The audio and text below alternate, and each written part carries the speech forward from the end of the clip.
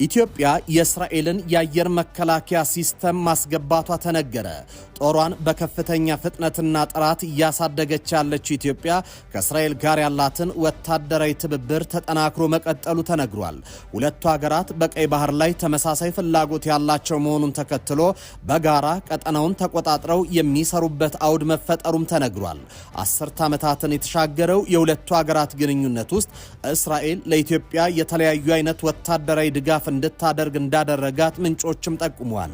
በተለይም እስራኤል ኢትዮጵያ በአየር መከላከያ ስርዓቶች ላይ የሀገሪቱ አቅም እንዲያድግ እገዛ እያደረገች መሆኑም ተነግሯል።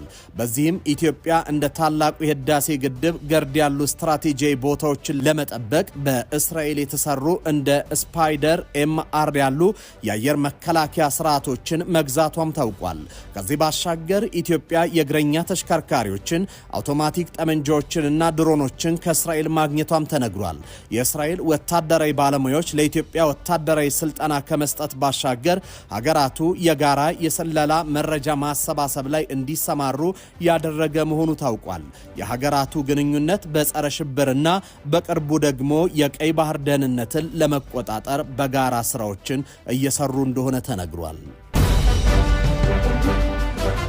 የትግራይ ክልል ጊዜያዊ መስተዳደር ፕሬዝዳንት ሌተናል ጀነራል ታደሰ ወረደ በትግራይ ክልል የጦርነት ደመና እያዳመነ እንደሆነ ገለጹ። ህወሓት ወታደሮችን ማስመረቁንና ከሻቢያ ጋር መስራቱን ካላቆመ ክልሉን የጦር አውድማ ሊያደርገው ይችላል ሲሉ በርካቶች ህወሓትን እየተቃወሙት ይገኛሉ። የትግራይ ክልል ጊዜያዊ መስተዳደር ፕሬዝዳንት ሌተናል ጀነራል ታደሰ ወረደ በቅርቡ በመቀሌ ከተማ በተካሄደ ከፍተኛ የአመራሮች ስብሰባ ላይ በሰጡት አስተያየት በትግራይ ክልል የጦርነት ደመና እያዳመነ እንደሆነ ገልጿል።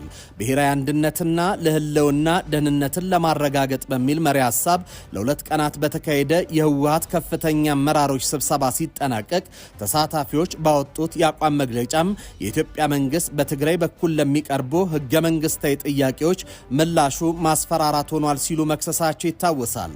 በፌዴራል መንግስት በኩል ደግሞ ህወሓት ከኤርትራ መንግስት ጋር እያካሄደ ነው ያለውን ግንኙነት ይህ ህገ መንግስታዊ መሆኑን በመግለጽ ይህ ድርጊት ወደ ጦርነት ሊያመራ እንደሚችል በተደጋጋሚ አስጠንቅቋል። የትግራይ ተፈናቃዮች ወደ ቦታቸው የመመለስ ስራም በፌዴራል መንግስት በኩል ዝግጁነትና ፍላጎት ቢኖርም በህወሓት በኩል እንቅፋት እየገጠመው እንደሆነም ይገልጻል።